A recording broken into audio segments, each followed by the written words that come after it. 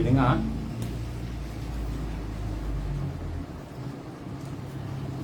InsyaAllah kita mula dengan Ummul Quran Al-Fatihah. A'udzubillahi minasyaitanirrajim. Bismillahirrahmanirrahim. Alhamdulillahi Rabbil Alamin. Ar-Rahmanirrahim. Maliki yaumiddin. Iyyaka na'budu wa iyyaka nasta'in. Ihdinas siratal mustaqim. Siratal ladzina an'amta 'alaihim ghairil maghdubi 'alaihim waladdallin. Amin. A'udzubillahi samil 'alim minasyaitanir rajim. Bismillahirrahmanirrahim. Innal hamdalillah nahmaduhu wa nasta'inuhu wa nastahdi wa nastaghfiruh wa na'udzu billahi min shururi anfusina wa min sayyiati a'malina. Man yahdihillahu fala mudilla lahu wa man yudlil fala hadiya lahu.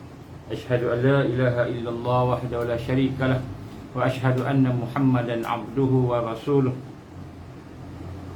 Qala rabbi shrah li sadri wa yassir li amri wahlul 'uqdatam min lisani yafqahu qawli. Rabbi zidni 'ilman amma ba'd. Qala Allah Ta'ala fil kitabihil aziz. A'udzu billahi minasy syaithanir rajim. Am hasibatum an tadkhulul jannah walamma ya'tikum mathalul ladzina khalaw min qablikum massathumul ba'sa'u wad-dharra'u wa zulzilu hatta yaqula ar-rasulu wal ladzina amanu ma'ah mata nasrullah ala inna nasrallahi qarib. Sadaqallahul azim. Alhamdulillah, kita bersyukur pada Allah Ta'ala pada hari ini kita dapat meneruskan program kita, kuliah kita, kuliah harian kita, insya-Allah kuliah duha pada hari ini, untuk sama-sama kita menyambung satu perbincangan berkenaan dengan untuk bagaimana kita berteguh hati dalam berhadapan dengan ujian-ujian ataupun fitnah di akhir zaman ini, insya-Allah. Jadi kita telah pun berbincangkan berkenaan dengan sebahagian daripadanya, dan insya-Allah pada hari ini kita akan sambung. Yang pertama sekali, marilah sama-sama kita mentajdidkan iman kita, insya-Allah. Bismillahirrahmanirrahim. Bismillahirrahmanirrahim. Bismillahirrahmanirrahim. Ashhadu an la ilaha illallah wa ashhadu anna Muhammadar Rasulullah. Ashhadu an la ilaha illallah wa ashhadu anna Muhammadar Rasulullah. Ashhadu an la ilaha illallah wa ashhadu anna Muhammadar Rasulullah. Alhamdulillah, kita memanjat syukur kepada Allah. Kita sentiasa mohon kepada Allah, ya Allah, ya Allah, berikanlah kepada kami kebebasan daripada syirik, bebas daripada murtad, bebas daripada perkara-perkara yang menjadikan kita jauh daripada Islam. Ya Allah, hidupkan kami bersama Islam, hidupkan kami bersama perjuangan Islam. Ya Allah, matikanlah kami dalam kalimah syahadat, matikan kami dalam Islam dan perjuangan Islam. Allahumma salli ala sayyidina Muhammad wa ala ali sayyidina Muhammad kama sallaita ala sayyidina Ibrahim wa ala ali sayyidina Ibrahim, wa barik ala sayyidina Muhammad wa ala ali sayyidina Muhammad kama barakta ala sayyidina Ibrahim wa ala ali sayyidina Ibrahim fil alamin innaka Hamidum Majid. Alhamdulillah, kita bersyukur pada Allah SWT.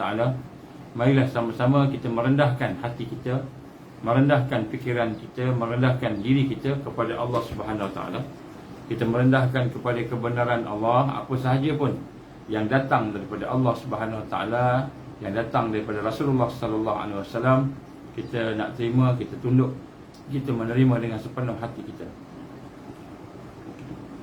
Kita selawat dan salam kepada Rasulullah Sallallahu Alaihi Wasallam dengan penuh kasih sayang, dengan penuh kerendahan hati kita. Mudah-mudahan Allah mudahkan kita untuk melaksanakan sunnah Rasul sallallahu alaihi wasallam. Saya mulakan dengan ayat Allah Subhanahu wa taala, iaitu suratul Baqarah ayat 214. A'udzubillahi minasyaitonir rajim. Am hasibtum an tadkhulul jannah walamma ya'tikum mathalul ladzina khalaw min qablikum massathumul ba'sa'u wad-dharra'u wazulzilu hatta yaqula ar-rasul walladzina amanu ma'ah mata nasrullahi ala inna nasrallahi qarib. Sadaqallahul azim. Am hasibtum an tadkhulu jannah. Apakah kamu mengira, kamu menyangka, kamu berkira-kira, kamu bermimpi bahawa kamu akan masuk syurga? Walamma ya'tikum masalul ladzina khalau min qablikum massathumul ba'sa wad-dharra. Padahal belum datang lagi kepada kamu ujian, cobaan, fitnah, sebagaimana hal orang-orang yang terdahulu daripada kamu, dan mereka telah ditimpa dengan malapetaka. Bukan saja ujian, tapi malapetaka dan kesengsaraan, dan wazulzilu, dan kegoncangan, dengan macam-macam ujian. Maknanya Allah memberikan kepada mereka malapetaka, kesusahan, yang menyusahkan, al-ba'sa wad-dharra, satu yang menyusahkan, satu yang memberbahayakan kepada mereka, membawa kesengsaraan, penderitaan, wazulzilu, dan juga mereka digoncang dengan berbagai-bagai ujian, sehingga hatta yaqula ar-rasul walladzina amanu ma'ah, sehingga berkatalah para rasul dan juga orang-orang yang beriman bersama mereka, mata nasrullah, bilakah akan datangnya pertolongan Allah? Dan ingatlah, ala inna nasrullahi qarib, dan ingatlah bahawa sesungguhnya pertolongan Allah itu amat dekat, amat dekat, qarib, dekat. Jadi daripada ayat ini kita digambarkan oleh Allah Subhanahu wa taala bahawa bagi orang yang benar-benar beriman, orang yang benar-benar yakin dengan Allah, maka sudah tentulah mereka ini akan dibersihkan oleh Allah. Allah akan bersihkan mereka. Dan bagaimana cara Allah membersihkan mereka itu? Allah membersihkan mereka itu dengan didatangkan kepada mereka malapetaka, perkara yang menyusahkan, perkara yang membawa kepada kesengsaraan, yang digoncang, zulzilu, ni macam gempa bumi, zalzalah, gempa bumi, maknanya bukanlah gempa bumi di bumi itu, tapi digoncang hati-hati, jiwa mereka, fikiran mereka digoncang. Maka sehinggakan para rasul dan orang-orang yang bersama dengan Rasulullah itu, mereka bertanya, mata nasrullah, bilakah, kapankah, kalau Indonesia, bilakah pertolongan Allah akan sampai?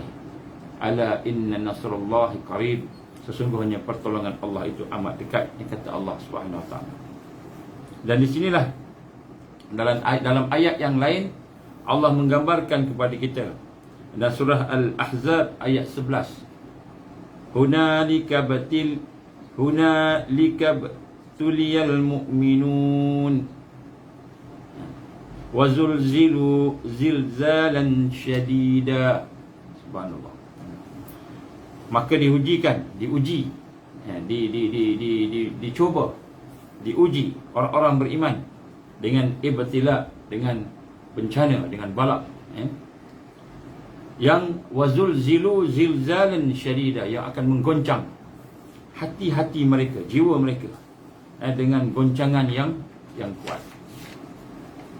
Jadi untuk itu saya nak, sebelum kita pergi kepada tajuk, kita melihat bagaimana Allah menggambarkan kepada kita bagaimana Dia akan mendatangkan kepada kita ujian.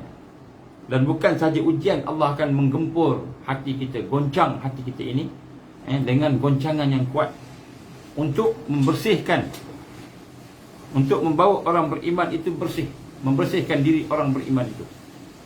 Dalam satu hadis Nabi sallallahu alaihi wasallam, hadis ini agak panjang, Imam Ahmad, begitu juga Imam Hakim dan lain-lain lah, ramai lah, termasuklah mengikut syarat-syarat yang sahih. Nabi sallallahu alaihi wasallam telah bersabda daripada Sa'labah bin Abbad al-Abdi, dari kalangan penduduk Basrah, telah berkata, maka dia kata, pada satu hari radhiyallahu anhu, pada satu hari aku menghadiri khutbah Samurah bin Jundub. Dia menceritakan dalam khutbah itu sebuah hadis Rasulullah sallallahu alaihi wasallam. Jadi hadis ini panjang, baca sebahagian. Maka kata Rasul sallallahu alaihi wasallam, sesungguhnya dia, itu Al-Masih Dajjal, akan muncul dan berkuasa. Jadi kita nak sebut sini bahawa dia akan muncul dan berkuasa. Jadi masa bila yang Dajjal akan muncul, masa bila yang Dajjal akan berkuasa? Tentulah dia muncul, kalau dia berkuasa, tentulah zaman di fasa ke-4. Fasa pertama, 2, ketiga, kan, orang Islam diperintah oleh raja-raja menggigit. Yang terakhir, fasa ke-5 dah Islam menang. Maka fasa ke-4 ni, jadi Dajjal akan keluar ni, zaman kita. Bagi siapa yang masih tak percaya Dajjal akan keluar di zaman kita ini, maka ni Nabi sebut, sesungguhnya dia akan muncul dan berkuasa. Maksudnya Dajjal akan berkuasa, memerintah. Ataupun dalam hadis yang lain dia berkata, kelak dia akan menguasai bumi seluruhnya. Maka dalam hadis yang lain, dia akan menguasai bumi seluruhnya, kecuali tanah haram dan Baitul Maqdis. Tanah haram dan Baitul Maqdis. Tanah haram ni maknanya dia akan menguasai, dia tidak boleh nak masuk ke situ. Dia benar-benar akan mengepung orang beriman di Baitul Maqdis. Maknanya dia akan pergi ke Baitul Maqdis untuk nak mengepung, mengalahkan orang beriman. Lalu mereka digoncang dengan gempa bumi yang sangat dahsyat. Maka Nabi kata akan berlaku gempa bumi, maksudnya Baitul Maqdis akan digoncang. Lantas Allah membinasakan Dajjal. Selepas itu Allah membinasakan Dajjal dan bala tenteranya, meskipun mereka bersembunyi di sebalik pokok. Maka dalam hadis yang lain, baginda mengatakan, di celah-celah pepohon dan perkebunan, di celah-celah pokok dan akar pokok. Jadi pokok disembunyi di belakang pokok, di akar pokok, di celah akar itu. Maka pokok itu akan berkata, wahai mukmin, ya Muslim. Kan di sini ada orang Yahudi. Ya mukmin, oh ya Muslim, haza Yahudi. Dalam hadis yang lain, haza kafir, haza Yahudi. Dalam hadis yang lain, haza kafir. Maknanya pada ketika itu orang Islam berperang dengan orang kafir, orang yang menentang Allah. Ta'ala faqatulu, datanglah, ta'al, dan bunuhlah, faqatulu. Dan kemudian Nabi bersabda, peristiwa ini tidak akan terjadi seperti itu, tak akan sampai seperti itu, sehinggalah kamu melihat sejumlah perkara. Kamu melihat beberapa perkara yang suasananya, yang kondisinya puncak di atas diri sekalian. Maksudnya sehinggalah kesusahan, ujian menjadi kemuncak, menjadi maksima. Maknanya sampai peristiwa itu, sehinggalah kamu melihat ujian ke atas orang-orang beriman itu kemuncak, sehingga kamu sama-sama kamu bercakap, bertanya, sehingga orang beriman pada itu bertanya, apakah Nabi pernah menceritakan kamu sebahagian daripada keadaan ni? Jadi sampai kita ni terlupa hadis-hadis Nabi ni, kerana syadid ni sangat, zalzalah tadi, goncangan hati tadi, sehingga orang beriman akan bertanya sama sini, Nabi pernah cakap ke kita akan berhadapan macam ni, kita akan berhadapan dengan ujian ni, Nabi pernah cakap ke dulu? Sehingga sebahagian daripada kamu menceritakan kepada sebahagian keadaan ini kepada kalian. Dan sehingga gunung-gunung bergeser dari lokasinya. Gunung-gunung bergeser, gunung-gunung bergerak, maknanya digambarkan peperangan. Mungkin peperangan nuklear lah kalau kita tengok zaman hari ini kan. Sehingga sesudah itu ada kematian, selepas itulah kematian demi kematian. Maknanya peperangan yang membawa kepada kematian. Baik. Jadi daripada sini kita melihat bagaimana Nabi SAW menggambarkan kepada kita tentang suasana ujian di akhir zaman ini adalah satu suasana yang amat menakutkan, yang menggoncang hati. Menggoncang hati. Sehingga orang-orang yang beriman itu sampai peringkat seolah-olahnya terlupa. Apa Nabi pernah sebut ke? Ada perang nuklear ni. Ataupun ada pergeseran yang teruk ni. Ada sampai gunung hancur, bumi meletup habis kan. Jadi digambarkan oleh Rasul sallallahu alaihi wasallam dalam hadis ini. Jadi sebab itulah pada hari ini kita mahu melihat kemungkinan kalau boleh kita cuba habiskan, iaitu berkenaan dengan perkara-perkara yang membawa kepada keteguhan hati. Keteguhan hati kita telah pun berbincang 3 yang lepas. InsyaAllah hari ini kita akan sambung yang keempat dan yang kelima. Yang keempat dan yang kelima.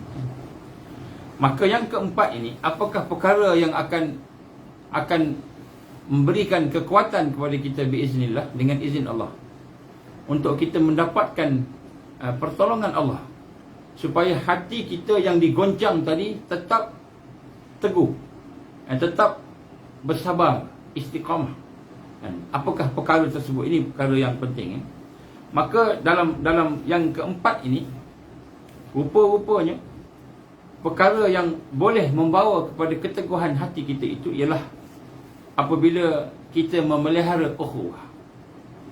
Memelihara ukhuwah, persaudaraan. Dan daripada banyak-banyak ajaran Islam, menjaga ukhuwah inilah antara perkara yang akan membina barakah dan rahmat Allah Subhanahu wa ta'ala. Sebab itulah rahmat Allah berdatang bersama jamaah. Jamaah datang bersama ukhuwah. Dia bukan datang bersama isi borang, persatuan, tapi datang bersama ukhuwah, ukhuwah Islam yang sebenar. Dan ukhuwah itu dia mempunyai kekuatan. Dan kekuatan ukhuwah itu yang paling rendah sekali bila apabila kita berburuk sangka, bersangka jahat, berburuk sangka, sempit dada kita dengan sahabat-sahabat kita. Kita rasa macam ada sesuatu yang buruk pada dia. Itu dah, maknanya kekuatan dah tak ada dah. Ukhuwah tak ada kekuatan dah. Kita buruk sangka dengan sahabat-sahabat kita, orang yang berada di dalam Islam ini, orang yang bukan kata kita tidak berhati-hati, tetapi kita buruk sangka. Dan di sinilah dilihat kepada kita bagaimana pada akhir-akhir zaman ini, fitnah yang datang dia akan pergi kepada semua orang. Tetapi mungkin mengikut fasa-fasanya, mengikut peringkatnya, mengikut tempatnya, keadaannya. Maka bagi kita, apabila sahabat-sahabat kita berada dalam keadaan kesusahan, kepayahan, maka janganlah pula kita mencaci mereka, menghentam mereka. Kata, inilah kamu ni banyak dosa. Kenapa Syria kena? Ini sebab semua banyak dosa. Kita pun cari jalan alasan kan Allah kata dalam Quran, tidak ada satu perkara buruk melainkan dengan tangan manusia. Maka kita kata apa? Tangan manusia ni tentulah saudara kita ni banyak dosa, dia kata. Banyak dosa, berlaku balak bencana, berlaku bencana alam. Contohnya gempa bumi, berlaku tsunami, berlaku kekacauan di sana dan sini. Saudara kita ditindas, diboikot, saudara kita dibunuh, dikejar, dianiaya. Maka kita kata, ini semua dia punya hal ni. Memang dia jahat, sebab itu patut. Jadi janganlah kita sampai menghentam dan memukul, mencaci maki saudara-saudara kita, dan ataupun kita menyakiti mereka, kita menyakiti hati mereka. Kalau tak nak tolong tu, biarlah, tak nak tolong satu hal, tak nak bantu. Tapi kita kutuk pula. Itulah. Orang Palestin dia tidak boleh bersatu. Orang Palestin tak boleh bersatu, bergaduh sama sendiri. Sebab tu Allah tak bagi menang. Kita pun cakap macam-macam. Kita nak tolong Palestin, tapi kita kat Malaysia pun macam-macam. Baik kita tolong Malaysia, Palestin tu memang dia dah macam itu, dia orang Arab kan, jahat dan sebagainya. Jadi musibah yang menimpa kepada saudara kita ataupun orang Islam di bumi ini, maka sebenarnya kita turut bersalah.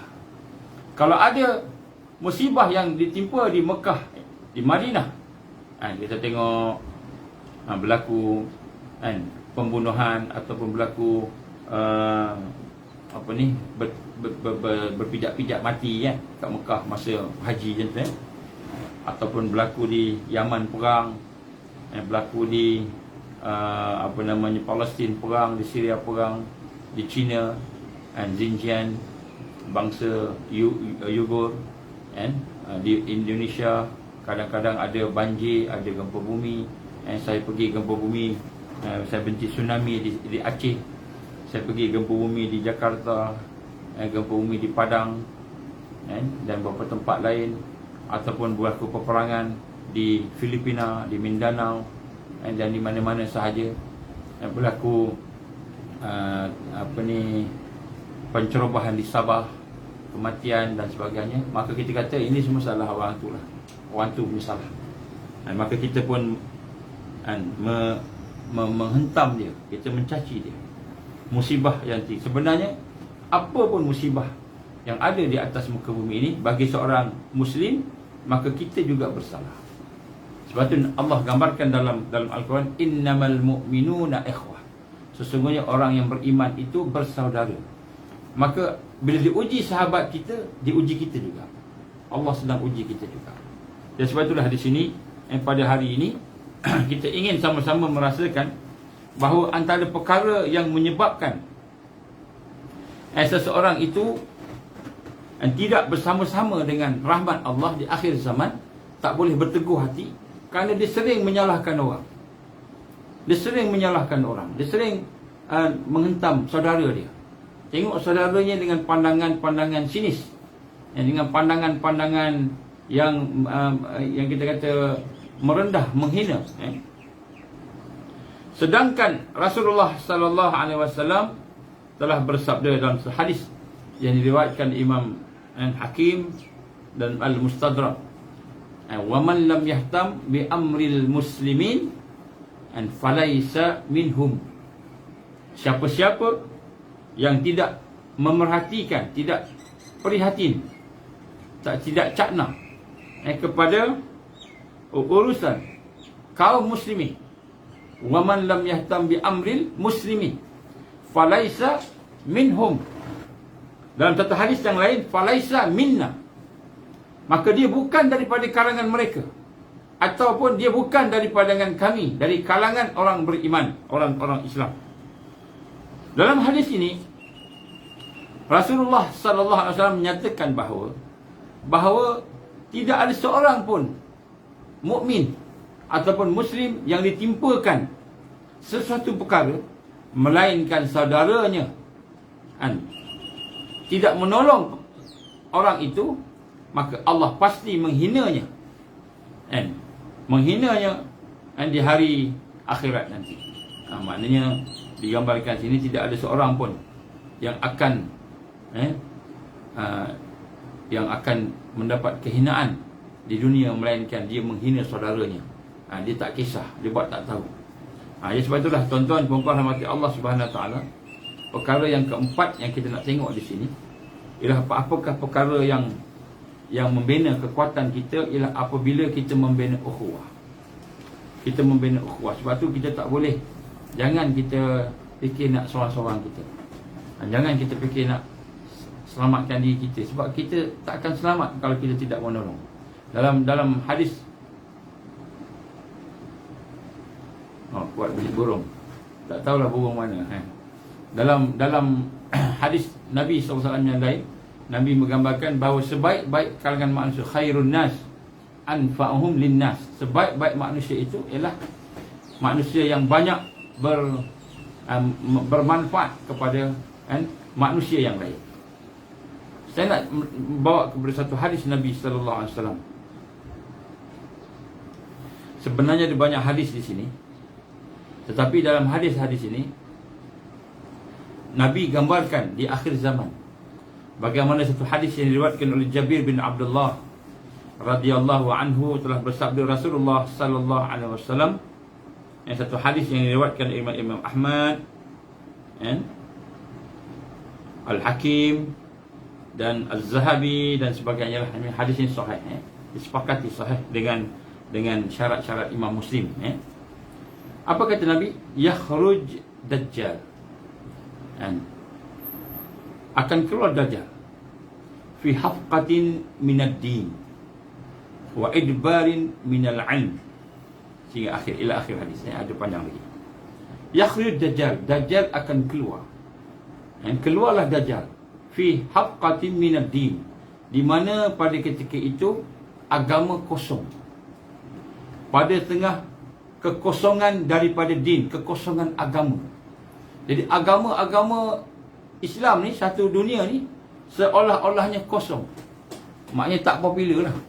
Bukan tak popular, diserang hebat sampai Islam ni seolah-olahnya macam kosong.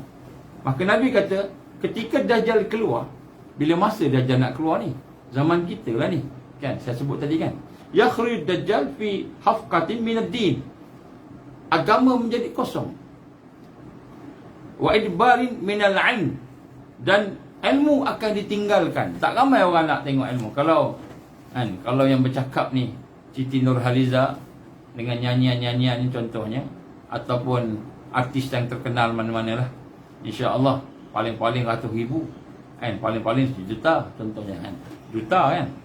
Tapi yang bercakap ni kan orang biasa je, kemudian cakap pula cerita pasal akhir zaman, pasal nak selamatkan diri, maka tak ramai. Kita nak forwardkan pun takut, kan. Jadi nak sebut kat sini, yakhruj Dajjal, ketika Dajjal keluar, agama dalam keadaan kosong. Maknanya kekosongan ni maknanya agama Islam yang sebenar, din yang sebenar itu disepi. Maknanya orang ramai tak kisah pasal agama. Itu satu definisi. Orang ramai tak kisah pasal agama. Definisi yang satu lagi, atau pentafsiran yang satu lagi, orang ramai dah ikut agama Islam yang lain, bukan agama Islam, agama lain yang macam Islam. Macam mana agama lain macam Islam kan? Agama lain yang macam Islam, Islam tapi disadur, ditutup dengan pluralisme, kesamarataan agama. Islam yang sama dengan agama lain. Islam yang ditutup dengan liberalisme. Islam yang ditutup dengan liberalisme. Islam ni, Islam yang dasarnya bukan Quran dan Sunnah. Islam yang dasarnya ialah daripada barat, daripada timur, daripada mana-mana. Tapi namanya Islam, dia panggil ni Islam. Kita Islam ni. Tapi Islam yang disadur dengan liberal, disadur dengan pluralisme, disadur dengan sekularisme. Jadi orang Islam ada, tapi rupanya dia gharib dengan Islam. Malam ni saya cerita, insya-Allah. Malam ni kita ada, insya-Allah. Kan? Mukmin di era Mulkan Jabariyah, sambungan daripada yang sini. Malam ni ada, insya-Allah. Jadi Islam kosong, kata Nabi. Ketika Dajjal keluar, hakikat din jadi kosong. Din kosong ni bukanlah maknanya tak ada Islam. Islam sentiasa ada, tetapi kosong daripada hakikat yang sebenar. Yang terkenal Islam yang pluralisme, yang sama dengan agama lain. Yang terkenal Islam yang liberalisme, yang dalam tu ada liberalisme. Yang terkenal Islam yang berbentuk yang terkeluar Khawarij. Itu yang ada, yang terkenal. Jadi Dajjal tidak akan datang, tidak akan keluar, sehinggalah kata Nabi, hafqatin minad din, din menjadi kosong. Din menjadi kosong. Wa idbarin minal ilm, dan ilmu-ilmu yang sebenar ditinggalkan. Ilmu yang sebenarnya apa dia? Ilmu Quran, ilmu hadis, ilmu fiqh yang sebenar, kan? Kemudian begitu juga ditinggalkan ilmu tentang pembinaan jiwa ni, nak bersihkan hati kita, nak buang dosa kita.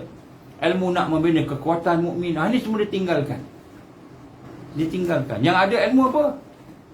Ilmu yang kita kata setakat Islam di luar-luar saja. Islam di luar-luar saja. Jadi ini yang digambarkan oleh Rasulullah sallallahu alaihi wasallam. Maka apakah maksud daripada sini?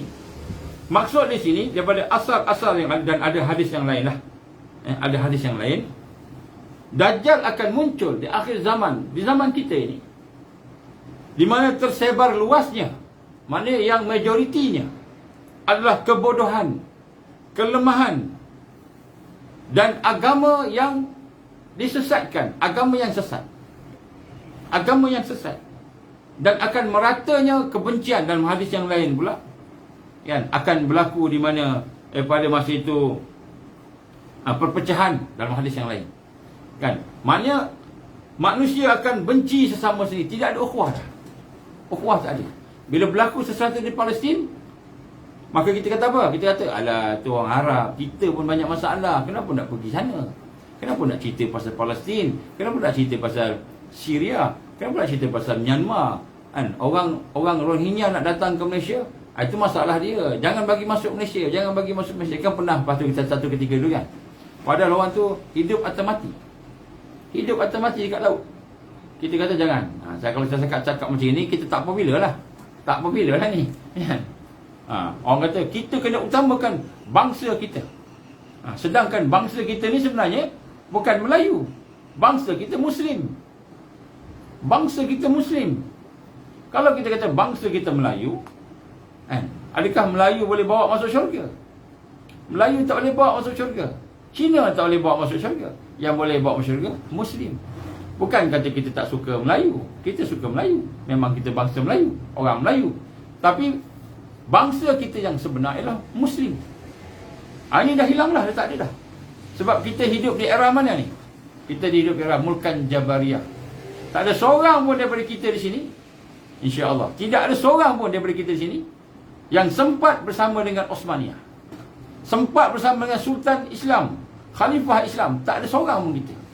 Kita hidup di zaman yang dah Islam dah jadi kosong, ataupun Islam dah disesatkan, dicampur-campur macam-macam, sehingga kita rasa gharib, dagang dengan Islam. Bada'ul Islamu ghariban wa sayaudu ghariban kama bada'. Islam bermula dengan dagang ganjil asing, kemudian dia akan kembali dagang ganjil asing. Bila tu? Ni masa kita ni, zaman kita. Maka sebab itulah kita lihat hari ni, manusia dalam keadaan benci sama sendiri. Kan, kita pentingkan diri kita sendiri. Kita pentingkan diri kita sendiri. Kita tak sedar. Yang isteri pentingkan diri dia, emosi dia lebih tinggi daripada suami. Suami pentingkan dirinya pula lebih daripada isteri dan anak-anak. Itu berlakunya perkara-perkara yang bersangkutan jenayah dalam rumah.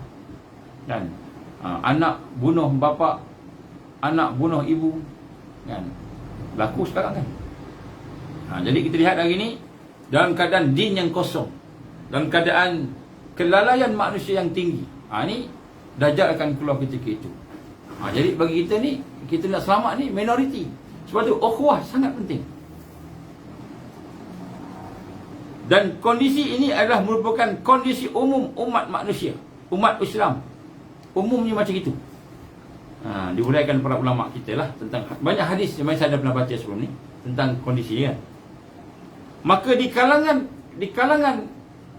keadaan yang demikian, bodoh, lemah, tidak berilmu, dinnya kosong, bergaduh sama sendiri, lalai dan sebagainya, maka wujudlah satu kelompok yang digambarkan sebagai Taifah Mansurah.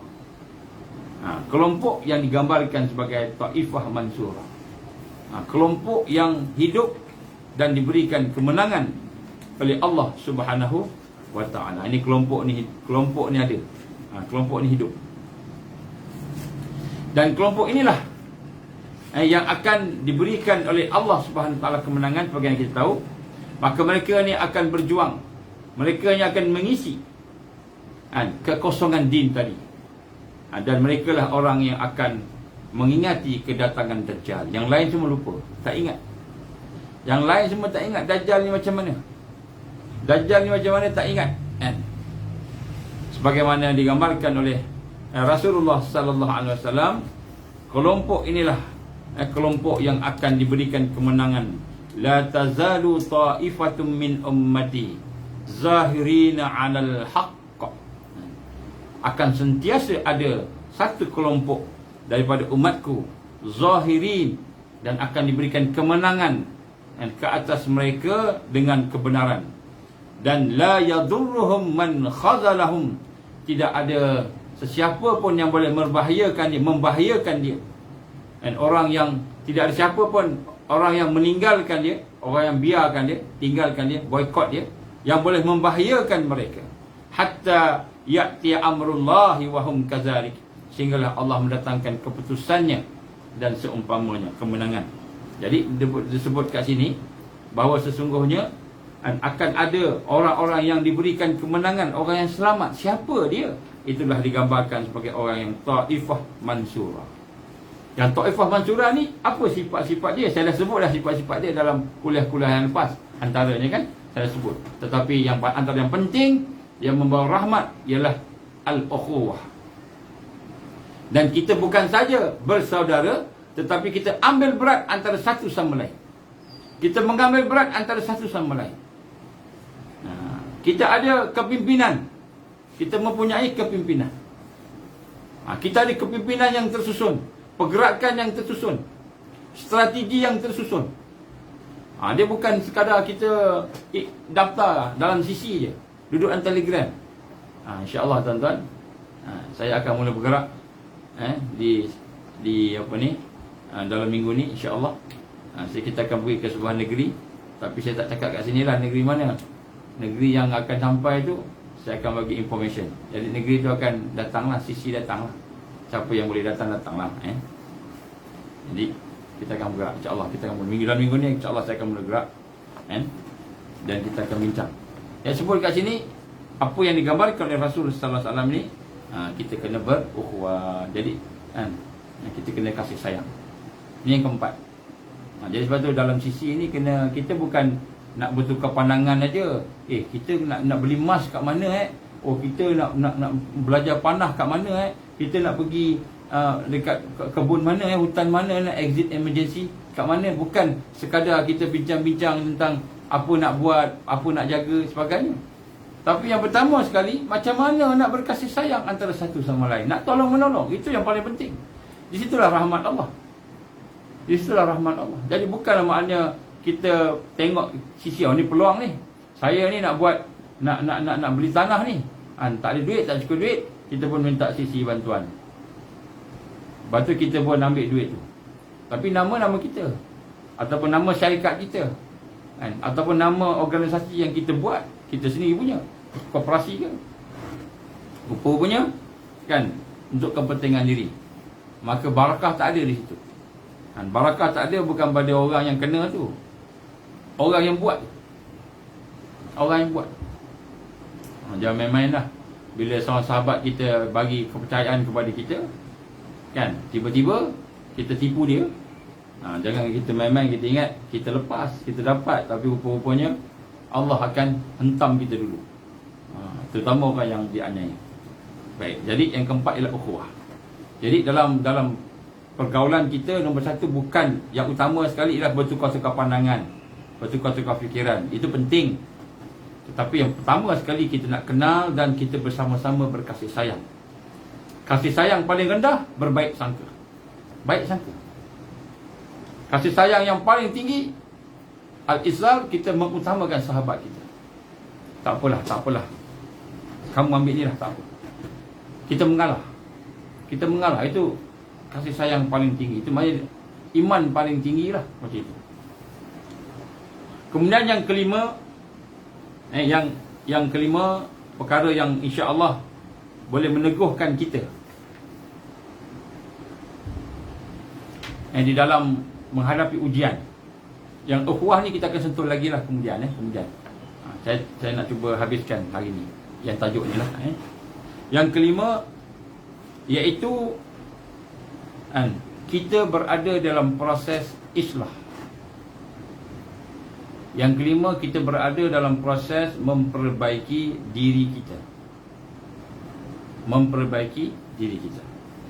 Maknanya orang yang diselamatkan oleh Allah Subhanahu Wa Taala, lemah macam mana pun keadaan dia, dia sentiasa terikat dengan Allah, terhubung dengan Allah. Dan kemudian dia sentiasa memperbaiki diri dia. Orang yang baiki diri dia ni, walaupun dia lemah, Allah tolong dia. Sebab di akhir zaman yang akan menang itu ialah zahirina 'alal haqq. Orang yang berada di dalam kebenaran. Orang yang berada dalam kebenaran ni ialah orang yang mengambil Islam sepenuhnya, orang yang mengambil iman sepenuhnya. Jadi kita ni Islam kan banyak kurang, kan? Pengetahuan kita kurang, kan? Kita punya penghayatan kurang, dosa kita banyak, kan? Iman kita pun lemah, kan? Banyak kelemahan kita, kan? Ibadah kita pun tak sempurna, akhlak kita pun tidak cukup lagi, kan? Jadi maknanya di manakah zahirina 'alal haq itu? Yang mana kemenangan ke atas orang-orang yang benar tadi, orang yang berada di atas kebenaran tadi, ialah mereka yang sentiasa memperbaiki diri mereka untuk menghayati Islam, untuk menghayati Islam, untuk mendekati Quran dan hadis Nabi. Mereka yang melalui proses tarbiyah Islamiah harakiyah. Saya tambah lagi, bukan proses tarbiyah Islamiah sahaja, tarbiyah Islam, bukan. Tarbiyah Islamiah harakiyah. Apa makna dia? Pendidikan Islam. Tarbiyah ni pendidikan, pembentukan, kan? Jadi tarbiyah Islamiah harakiyah, pendidikan Islam berbentuk haraki, gerakan. Maknanya sesuatu yang bergerak, sesuatu yang hidup, yang meningkat. Sesuatu yang meningkat, bukan sesuatu yang kalau belajar tu belajar je. Kalau kita dengar FB ni, dengar sampai habis dengar. Daripada awal tahun, sebahagian daripada kita mungkin dah ikut FB ni 3 tahun. Contohlah. Daripada mula dengar sampai sekarang sama je, dengar ngantuk aja. Tapi alhamdulillah dengar juga, kan, baguslah. Tapi tak amal. Tak boleh amal, tak boleh meningkat. Jadi dia tidak berbentuk haraki, tidak bergerak, tidak bergerak. Jadi yang kita masukkan sini ialah di dalam, duduk dalam proses. Bukan program. Program ni lain. Program ni adalah aktiviti. Program ni aktiviti. Tapi yang kita maksudkan ni adalah proses. Maknanya kita pergi satu program, sejauh mana program itu menyentuh hati kita, kita makin dekat dengan Allah. Itu masuk proses. Sejauh mana kita semakin ikhlas, tiap-tiap hari semakin ikhlas, semakin ikhlas, semakin ikhlas. Tiap-tiap hari semakin yakin, semakin yakin, semakin yakin. Sejauh mana kita semakin sayang pada Allah. Ini maknanya bergerak, satu yang meningkat. Dan ini adalah masalah pada umat akhir zaman. Umat akhir zaman, masalah mereka ialah masalah akidah, masalah ibadah, masalah akhlak, kan? Masalah dari sudut perjuangan, apa yang dihidup diperjuangkan. Masalah pengorbanan, apa yang dikorbankan. Secara umum itu dia, masalah dia. Jadi apabila masalah ini berlaku, maka kita tidak meningkat. Kita tidak meningkat. Maka bila kita tidak meningkat, datang fitnah, ujian, cobaan Allah, maka kita kalah. Kita kalah. Jadi sebab itulah Allah SWT akan menolong kaum muslimin. Yang pertama, yang akidahnya bersih. Ataupun kalau akidahnya tak bersih lagi, dalam perjalanan menuju ke bersih. Allah akan menolong muslimin yang ibadahnya bersih. Ataupun kalau belum lagi sempurna, ibadah yang menuju kepada kesempurnaan. Yang mana ibadah yang tertingkat. Allah akan membantu muslimin, mukminin yang akhlaknya itu semakin mendekati Allah, mendekatkan dengan Allah Subhanahu Wa Taala. Dan Allah akan menolong mukmin yang sentiasa berjuang dan berkorban pada jalan Allah dengan diri dia, dengan harta dia. Jadi maknanya Apakah perkara yang boleh menyebabkan hati kita teguh? Ialah proses peningkatan kita, peningkatan diri kita, iman kita, ibadah kita, akhlak meningkat tak? Hari ini lebih baik tak daripada semalam? Kalau hari ini lebih baik semalam, alhamdulillah, kita meningkat. Kalau tidak baik, kita istighfar, bertaubat. Semalam sama dengan hari ini. Contoh, kita sembahyang semalam sama dengan sembahyang hari ini. Maknanya kita kena bertaubat, sebab kita tak meningkat. Astaghfirullahalazim, astaghfirullahalazim, ya Allah, sembahyang aku ni lebih kurang sama je macam semalam. Tak rasa perubahan, tak ada meningkat. Minta ampun ke Allah.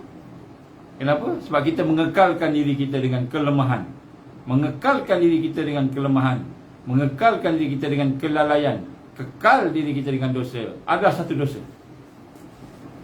Kita berdosa tu, satu berdosa tu dah dosa dah. Kita mengekalkan diri kita dengan dosa, tidak meninggalkan dosa, itu satu dosa. Jadi dosa yang kedua tu, mengekalkan yang kelemahan tu, ialah dosa yang akan membawa kepada bencana kita tidak mendapat pertolongan Allah Subhanahu Wa Taala. Ini sudah asbab lah, asbab. Jadi tuan-tuan dan puan-puan rahmat Allah SWT, maka sebab itulah ketika ujian Allah datang, ketika ujian Allah datang, fitnah datang, bagaimanakah keadaan hati kita? Bagaimanakah keadaan hati kita? Bagaimanakah keadaan fikiran kita? Maka keadaan yang terbaik sekali pada masa itu ialah kita berada dalam keadaan sentiasa beristighfar, beribadah kepada Allah. Jadi kunci kepada ibadah inilah kita istighfar, kita minta ampun ke Allah. Lepas sembahyang, astagfirullah, astagfirullah, astagfirullah. Bila nak buka puasa, dah lepas puasa, astagfirullah, ya Allah, ampunkanlah kelemahan aku dalam puasa aku, ampunkanlah kelemahan aku dalam sembahyang aku, ampunkanlah kelemahan aku dalam sedekah aku. Mungkin dekat situ ada riak, mungkin dekat situ ada ujub, kan? Mungkin dekat situ ada sombong. Minta ampun ke Allah. Dan bila kita minta ampun ke Allah, istighfar, maknanya kita memperbaiki. InsyaAllah lepas ni nak baiki lagi lah, nak lebih baik kan. Maka di situlah Allah Subhanahu Wa Taala akan membantu kita. Sebab tu ada hadis Nabi SAW. Nabi kata apa? Tidaklah satu, minta maaf, hadis ni saya tak ingat dia punya tu. Tidaklah seseorang itu akan diazab oleh Allah ketika mana dia dia sedang beristighfar kepada Allah. Maknanya ni lebih, ini maksud hadis, ini bukan hadis, ini maksud hadis. Jadi hadis ini saya akan cari, saya terlepas, tak jumpa kat mana hadis, tapi maknanya begitulah. Allah tidak akan mengazab kita, Allah tidak akan memberi sesuatu kesusahan pada kita selagi mana kita beristighfar pada dia, selagi mana kita minta ampun pada dia. Apa maksud istighfar? Kita memperbaiki kelemahan kita, dosa kita, memperbaiki segala yang kita kurang ni. Itu maksud istighfar. Astagfirullah, astagfirullah. Bila kita sebut astagfirullah tu, apa dosa kita? Kita menyesal, kita minta ampun ke Allah Subhanahu Wa Taala. Maka di sinilah Allah SWT menggambarkan dalam banyak ayat lah, dalam banyak ayat dia berkenaan dengan bagaimana kita kena penuhkan hati kita, jiwa kita ini dengan sesuatu perkara yang benar-benar mendekatkan diri kita dengan Allah. Sebab tu Allah kata apa? Ya ayyuhallazina amanu taqullah. Wahai orang beriman, bertakwalah pada Allah haqqa tuqatih, dengan takwa yang sempurna, dengan takwa yang sebenar, dengan takwa yang al-haq, haqqa tuqatih. Apa maksud al-haq tadi? Kita mendekati kesempurnaan, kita menyempurnakan takwa kita. Balik jihad pula, Allah kata apa dalam surah Al-Hajj? Jihad pula, jihadu haqqa jihadi, haqqa jihadi, jihad yang sebenar, maknanya jihad yang tertingkat, yang sentiasa meningkat. Jadi Allah perintahkan kita berada dalam suasana proses tarbiyah yang menyebabkan kita tertingkat. Jadi salah satu tanda yang kita ni akan selamat, akan teguh di asas jalan Islam ini ialah apabila kita boleh berada di asas proses tarbiyah, dan insya-Allah dengan proses tarbiyah tu kita meningkat dari semasa ke semasa. Bila kita meningkat tu, insya-Allah tanda Allah sayang kita, Allah nak selamatkan kita. Tapi kalau kita tidak meningkat, kita dapat rezeki banyak, dapat semua dia, tapi makin dekat dengan maksiat, makin buat maksiat. Itu bukan nikmat, itu adalah istidraj. Kita buat aja benda elok-elok, Allah bagi tolong, nampak Allah tolong. Tapi rupanya kita makin banyak maksiat makin banyak. Sembahyang makin tak khusyuk, zikir makin susah, hati kita keras, tapi kita dapat duit banyak, makanan banyak, semua banyak. Maka itu istidraj. Dan istidraj ini satu kelanjuran yang diberikan oleh Allah kepada mereka yang Dia tidak akan memberi rahmat. Maka apa kunci rahmat Allah berpermulaan dekat mana? Permulaannya lah istighfar. Jadi kita ni memperbaiki diri kita, kita meningkatkan diri kita, mengakui kelemahan kita, kehinaan kita pada Allah, dan kita menyesal segala kelemahan tadi, kita baiki diri kita, maka di situlah bermulanya jalan kita menuju kepada Allah. Dan sesiapa yang menuju kepada Allah, Allah akan tolong. Allah akan tolong. Ya, sebab itulah orang yang ada ilmu tapi Allah tak tolong. Orang yang ada amal tapi Allah tak tolong. Orang yang ada iman yang Allah tak tolong. Kenapa? Orang yang terputus daripada perjalanan menuju kepada Allah, Allah biarkan. Bila kita menuju kepada Allah, maknanya kita nak meningkatkan diri kita. Kita berharap ke Allah, kita bergantung pada Allah, kita yakin dengan Allah, kita sentiasa nak bagi diri kita. Maka di situlah rahmat Allah, pertolongan Allah. Di situlah rahsia sahabat-sahabat dulu mendapat pertolongan Allah. Sebab sahabat-sahabat sentiasa dalam keadaan beristighfar, melihat kelemahan masing-masing, itu istighfar, astagfirullah. Kita macam mana? Maka setelah kita berada dalam keadaan demikian, meningkatkan diri kita itu, maka kita akan berada dalam keadaan sentiasa bersama Allah, ma'iyatullah, berzikir. Maka kita akan sentiasa dalam keadaan bersama Allah, ingat Allah.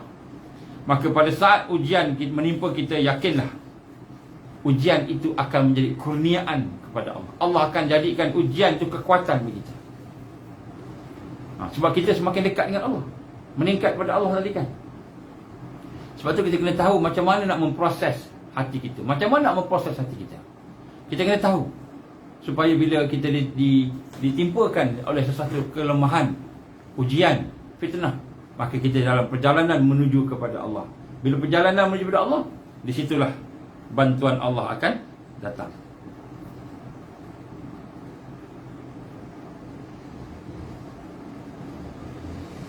Jadi sinilah Allah gambarkan kepada kita dalam surah Al-Qasas ayat 5,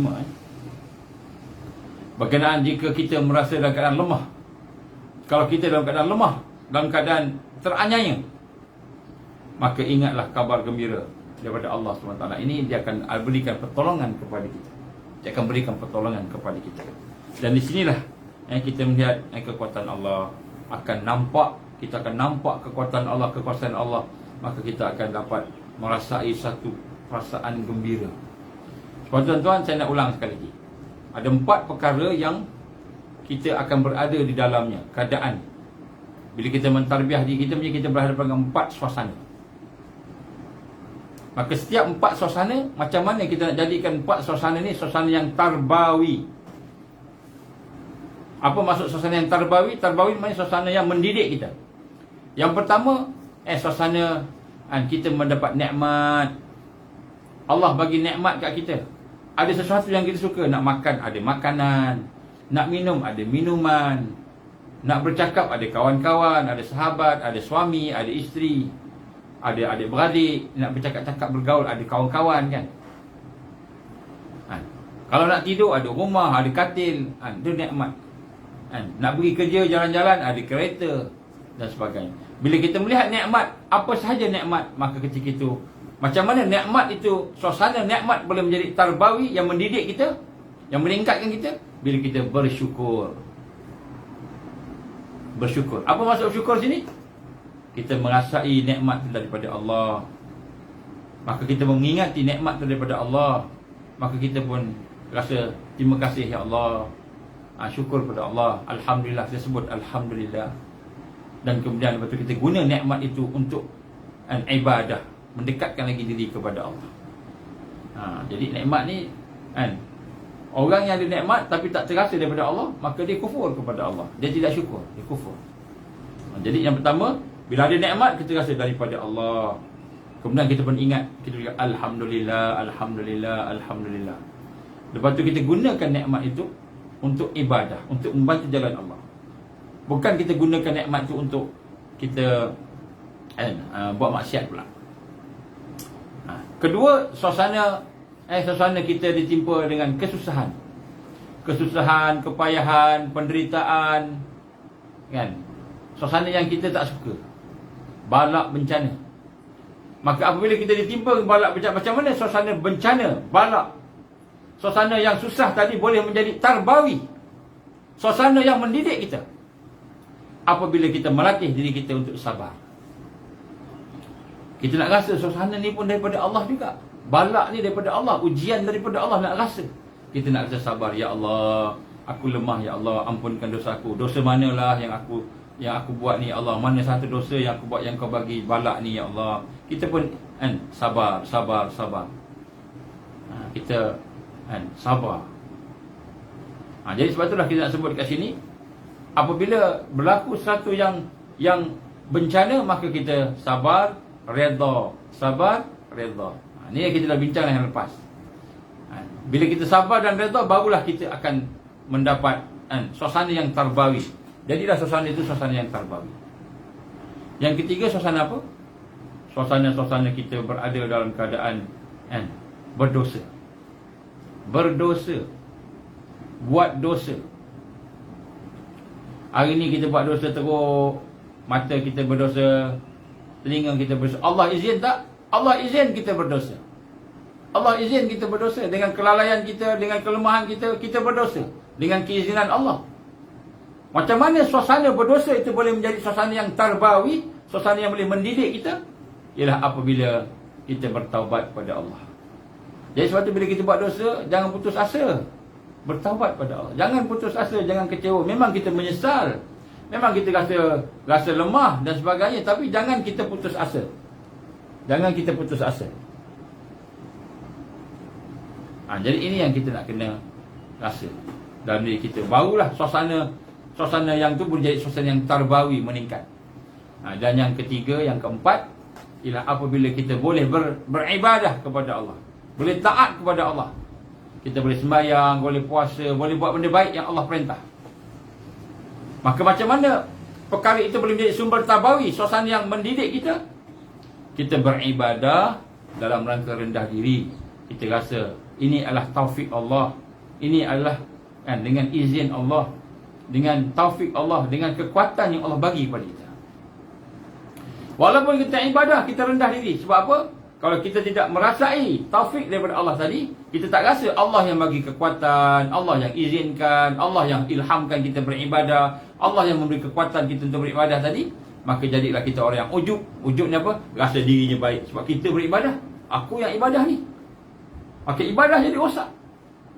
Atau jadilah kita riak, nak tunjuk-tunjuk kat orang, kita tak rasa daripada Allah. Ataupun takbur, kita nak sombong, nak merendahkan orang. Orang yang tak semayang, tak puasa, aku semayang puasa. Kita rasa tinggi diri, macam mana iblis.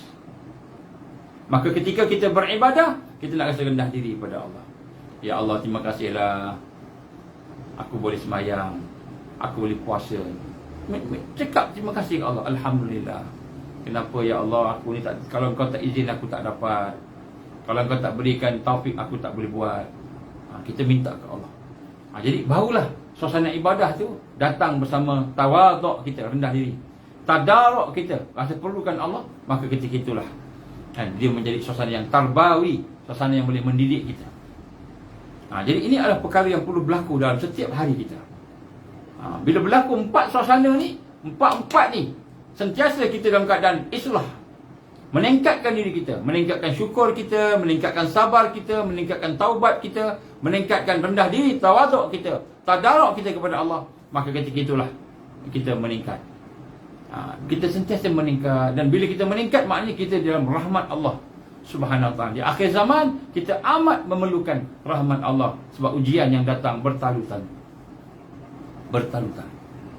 Jadi sebab itulah tuan-tuan dan puan, insya-Allah mudah-mudahan apa yang kita sama-sama bincangkan pada hari ini akan dapat memberikan sedikit sebanyak untuk kita amalkan. Bukan kita setakat bincang-bincang, kita nak amalkan.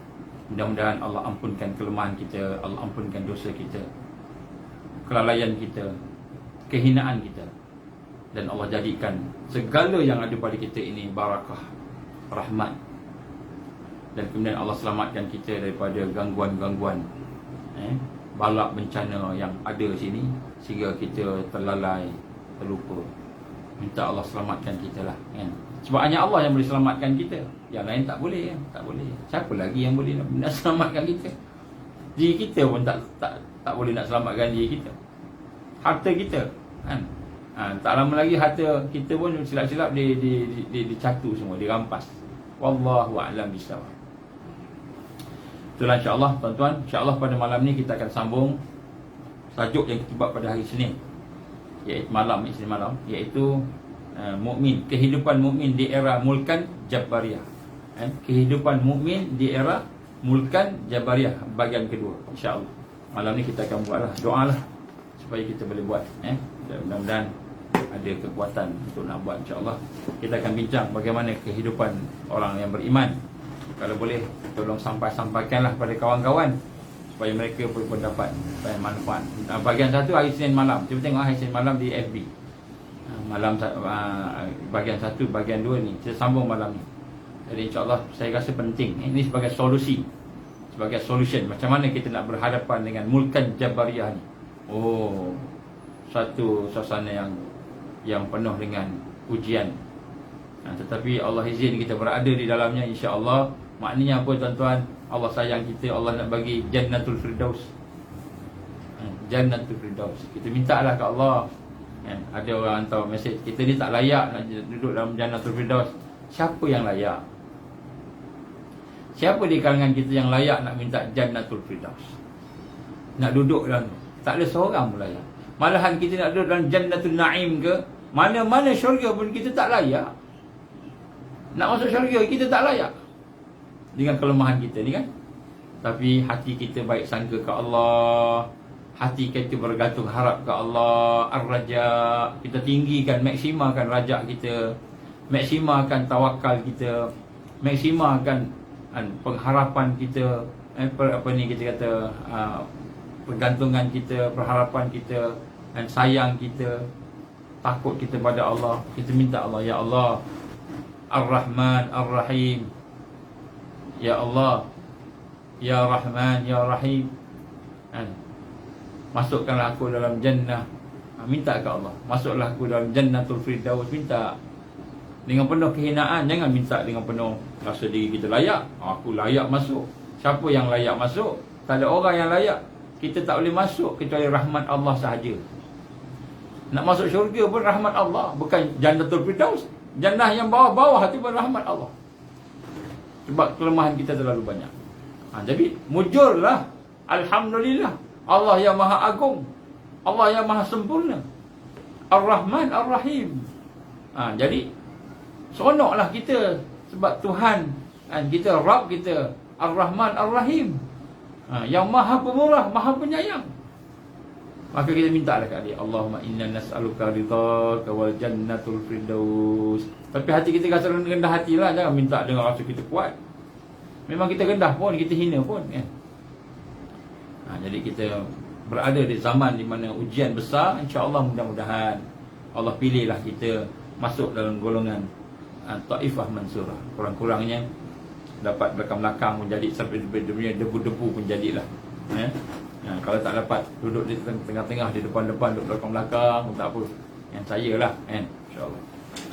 Jadi insyaAllah kita sama-sama baca doa dan kita doa supaya Allah beri kekuatan kepada kita. A'udzubillahi minasyaitanirrajim. Bismillahirrahmanirrahim. Alhamdulillahi Rabbil Alamin. Wassalatu wassalamu ala asyrafil anbiya'i wal mursalin wa ala alihi wa sahbihi ajma'in. Allahumma innaka ta'lam anna hadhihi al-qulub qad istamat ala muhabbatik wa taqat ala ta'atik wa tawahadat ala da'watik wa ta'ahadat ala nusrati syari'atik. Wa athik Allahumma rabitataha wa adimuddaha wa hdiha subulaha wa amla'aha min nurika allazi la yakhbu wa syrah sudurha bi faidil iman bik wa jamil tawakkuli alaik wa ahyiha bi ma'rifatik wa amitha ala syahadati fi sabilik ya Allah innaka ni'mal maula wa ni'mal nasir. Allahumma ya muqallibal qulub sabbit qulubana ala dinik wa ala ta'atik wa ala jihad fi sabilik la ilaha illa anta subhanaka inna kunna minaz zalimin. Allahumma inna na'udzubika min azabi jahannam. Allahumma inna na'udzubika min azabil qabr. Allahumma inna na'udzubika min fitnatil mahya wal mamat. Allahumma inna na'udzubika min fitnatil masiihid dajjal. Allahumma inna na'udzubika minal ma'sam wal maghrab. Allahumma inna na'udzubika min an nusyrika bika syai'an na'lamu wa nastaghfiruka lima la na'lam. Ya Allah, ya Hayyu ya Qayyum bi rahmatika nastaghits. Ya Allah, ya Hayyu ya Qayyum bi rahmatika nastaghits. Ya Allah, ya Hayyu ya Qayyum bi rahmatika nastaghits. La ilaha illa anta Allah al-ahad as-samad alladzi lam yalid wa lam yulad wa lam yakul lahu kufuwan ahad. Ya Allah, la ilaha illallah al-azim al-halim. La ilaha illallah rabbul arsyil azim. La ilaha illallah rabbus samawati wa rabbul ardh wa rabbul arsyil karim. Allahumma ja'alna minal mu'minina haqqan. Allahumma ja'alna minal muttaqina haqqan. Allahumma ja'alna minal muhsinin haqqan. Allahumma ja'alna minal muqarrabin. Allahumma ja'alna minal wasilin. Allahumma ja'alna minal arifin. Allahumma ja'alna minal muhibbin. Allahumma ja'alna minas siddiqin wasyuhada'i wassalihin. Allahumma ja'alna minas syakirin. Allahumma ja'alna sabirin. Allahumma ja'alna minal mukhlisin. Allahumma ja'alna minal mahdiyin. Rabbana atmim lana nurana waghfir lana innaka 'ala kulli syai'in qadir. Rabbana la tuzigh qulubana ba'da idh hadaytana wa hab lana min ladunka rahmah innaka antal wahhab. Rabbana hab lana min azwajina wa dhurriyyatina qurrata a'yun waj'alna lil muttaqina imaman. Rabbana ighfir lana dhunubana wa israfana fi amrina wasabbit aqdamana wansurna 'alal qaumil kafirin. Rabbana atina fid dunya hasanah wa fil akhirati hasanatan wa qina 'adzaban nar. Rabbana taqabbal du'ana innaka antas samiul 'alim. Wa tub 'alaina ya Allah innaka antat tawwabur rahim. Wa sallallahu alaihi wasallam Muhammad wa ala alihi wa sahbihi wa baraka wa sallam. Subhana rabbika rabbil izzati amma yasifun. Wassalamu alal mursalin walhamdulillahi rabbil alamin. Subhanakallahumma wa bihamdika asyhadu an la ilaha illa anta astaghfiruka wa atubu ilaik. Bismillahirrahmanirrahim. Wal 'asr innal insana lafi khusr illa alladhina amanu wa 'amilus shalihat wa tawassaw bil haqqi wa tawassaw bis sabr. Insyaallah tuan-tuan kalau boleh forwardkanlah, kalau tak boleh forward panjangkan link tu link dia insyaallah. Wabillahi taufik wal hidayah. Assalamualaikum warahmatullahi wabarakatuh. InsyaAllah malam ni kalau ada rezeki kita jumpa insyaAllah.